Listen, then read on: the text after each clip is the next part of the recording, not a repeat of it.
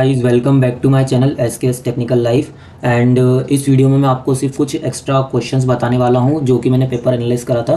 तब मुझे पता चले थे कि हाँ ये पूछे गए हैं थोड़ा सा अलग तरीके से बट रिलेटेबल ही है हमारे जो हमारा सब्जेक्ट है that is managing innovation and entrepreneurship का। ठीक है, सो यहाँ फर्स्ट क्वेश्चन यहाँ आया था यहाँ पे 5 जनरेशन ऑफ इनोवेशन मॉडल। ठीक है, तो कौन सी वो 5 जनरेशन्स होती हैं तो मैं आपको बता देता हूँ यहाँ पे जो कि हमने कुछ पढ़ी भी है इनमें से। ठीक है, जैसे कि ये टेक्नोलॉजी पुश हमने पढ़ा है, मार्केट पुल हमने पढ़ा है एंड कपलिंग मॉडल भी हमने पढ़ा है। मतलब कपलिंग मॉडल में क्या होता है कि ये जो टेक्नोलॉजी पुल और टेक्नोलॉजी पुश है इन दोनों का कंबाइन ये वाला मॉडल होता है। ठीक है, तो टेक्नोलॉजी पुश एंड पुल मैंने पढ़ा दिया, अगर आपने नहीं पढ़ा है तो आप जाके वीडियो में देख सकते हैं। ठीक है, पर्टिकुलर टॉपिक पे जाकर आप देख सकते हैं। ठीक है, एंड देन कपलिंग मैंने बता दिया कि इन दोनों का कॉम्बिनेशन होता है। तो आप जैसे ये दोनों समझ जाएंगे तो ये कपलिंग आपको ऑटोमेटिकली समझ में आ जाएगा। देन अगर हम बात करें इंटीग्रिटी मॉडल की, तो इंटीग्रिटी मॉडल में क्या होता है कि जो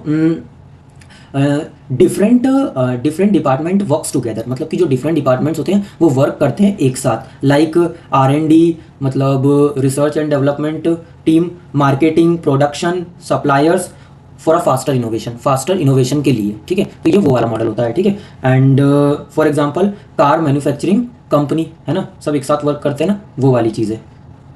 देन उसके बाद हमारा कौन सा है ये नेटवर्क सिस्टम इंटीग्रेशन मॉडल।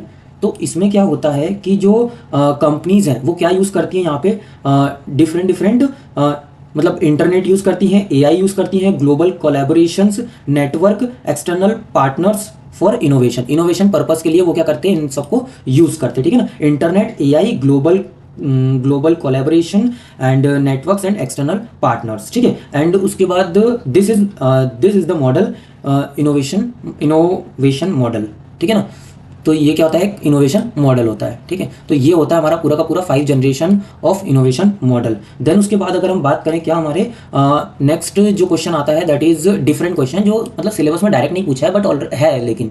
ठीक है, कॉन्टेक्स्ट अफेक्टिंग इनोवेशन मैनेजमेंट। ठीक है, कॉन्टेक्स्ट अफेक्टिंग इनोवेशन मैनेजमेंट, तो इसमें इसका मतलब क्या है कि डिफरेंट इनिशियल मतलब इसका मतलब क्या है कि different initial and external factors influence how innovation is managed in a company. मतलब कि किस तरीके से जो कंपनी के अंदर इनोवेशन है वो किस तरीके से मैनेज किए जाएंगे। ठीक है ना, तो कुछ एक्सटर्नल और कुछ इंटरनल फैक्टर्स होते हैं। ठीक है ना, सो जैसे कि जो हमारा इंटरनल कॉन्टेक्स्ट होता है, मतलब जी ये वाला इंटरनल कॉन्टेक्स्ट, तो इसमें क्या होता है कि फैक्टर इनसाइड द कंपनी, जो फैक्टर्स कंपनी के अंदर होते हैं, like for example company culture है ना, क्रिएटिव इन्वायरमेंट हेल्प्स इनोवेशन, मतलब जो क्रिएटिव इन्वायरमेंट होता है वो क्या करता है, हेल्प करता है इनोवेशन में, है ना। और स्किल्ड एम्प्लॉयज, ये सब क्या है, इंटरनल है। ये चीज़ आई थिंक हमने पढ़ी थी, है ना, पढ़ी थी यस।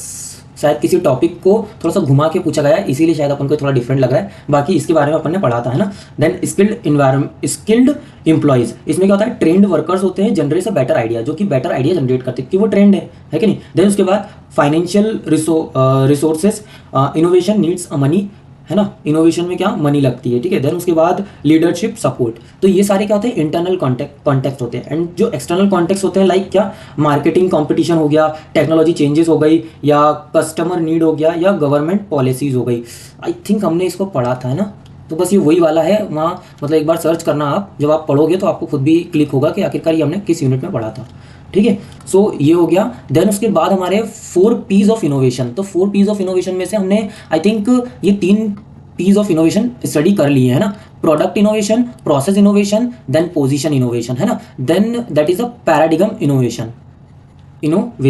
ठीक है, तो ये 4 P's भी पूछे जाते हैं कई बार एग्जाम में। ठीक है, सो मतलब मैंने जब स्टडी करा था पेपर तो उसमें भी ये क्वेश्चन था। ठीक है, सो जो हमारे 2 P's हैं यहाँ पे, product innovation and process innovation, तो हमने स्टडी कर लिया था, बट एक बार पोजीशन इनोवेशन आई थिंक हमने स्टडी कर लिया था उसमें, बट मैं फिर से बता देता हूँ कि पोजीशन इनोवेशन में क्या होता है, मतलब कि changing how a product is presented और द मार्क्ड टू कस्टमर्स, है ना, मतलब कि किस तरीके से जो है जो प्रोडक्ट है वो प्रेजेंट प्रेजेंट किया जा रहा है और मार्क टू कस्टमर मतलब कस्टमर को दिया जा रहा है, या फिर यानी सेम प्रोडक्ट को न्यू मार्केट या न्यू इमेज के साथ प्रेजेंट करना, ठीक है, इसका सिंपल मतलब ये होता है, ठीक है। देन अपना लास्ट है पैराडिगम इनोवेशन। तो पैराडिगम इनोवेशन में क्या होता है कि changing the entire business mindset और द बिजनेस मॉडल, ठीक है ना, मतलब पूरा एंटायर बिजनेस ही चेंज हो जाता है। ये भी आई थिंक हमने स्टडी कर लिया है ऑलरेडी, है ना। सो ये भी आप देख लेना एक बार, मेरे को क्लिक नहीं कर रहा है कि हमने कहाँ इसको करा था, है ना। जैसे कि फॉर एग्जांपल, हाँ याद आ गया, इसमें एग्जांपल हमने लिया था डीवीडी का, मतलब जो पुराने टाइम में डीवीडी यूज़ कर रहे थे और देन उसके बाद क्या हुआ था, online stream platforms like Netflix और इन सब का हमने यूज़ करना चालू कर दिया था, ठीक है ना, ऑनलाइन प्लेटफॉर्म को छोड़ दिया था। तो वो वाली चीज़ है ये, ठीक है ना। कंपनी का काम करने का पूरा वे चेंज हो जाता है, ठीक है ना। तो ये होता है हमारा पैराडिगम इनोवेशन।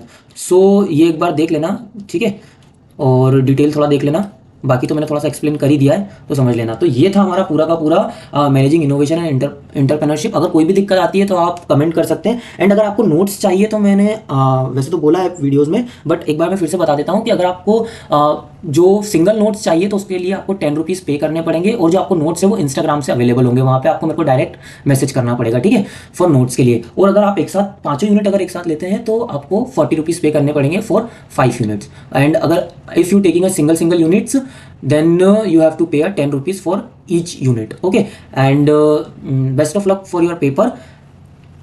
एंड कोई भी हेल्प चाहिए हो तो आप मैसेज कर सकते हो। और हाँ, मैंने कभी भी मैं वीडियो के बीच में लाइक सब्सक्राइब और ये सब चीज़ें नहीं बोलता हूँ ताकि आपको डिस्टर्बेंस ना हो, ठीक है ना। सो इसका मतलब ये नहीं है कि मुझे लाइक या सब्सक्राइबर्स नहीं चाहिए। So please like and subscribe करो, क्योंकि वीडियो में तो मैं जो वीडियोस है, जो कंटेंट है, उसका तो पैसा मैं आपसे यूँ भी नहीं ले रहा हूँ, ठीक है ना।